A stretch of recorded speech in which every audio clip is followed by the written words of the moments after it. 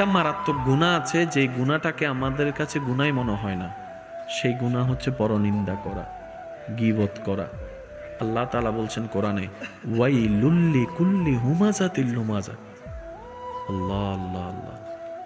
হাসরের ময়দানে আল্লাহর দয়া হয়তো আমরা নামাজ না পড়েও, নামাজের হিসাব কম থাকলেও পার পেয়ে যেতে পারি, রোজার ঘাটতি থাকলেও পার পাওয়ার একটা সুযোগ আছে রবের দয়ায়।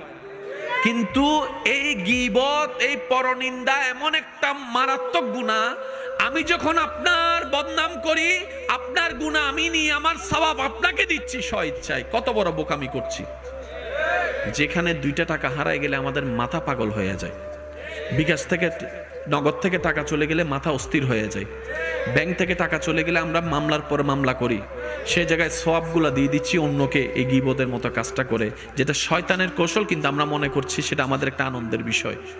সেজন্য বলা, কিছু কিছু জায়গায় আমাদেরকে একটু ব্রেক লাগাতে হবে যদি আমরা বাঁচতে চাই, যদি আমরা জান্নাত পেতে চাই। চিৎকার দিয়ে বলেন সুবহানাল্লাহ।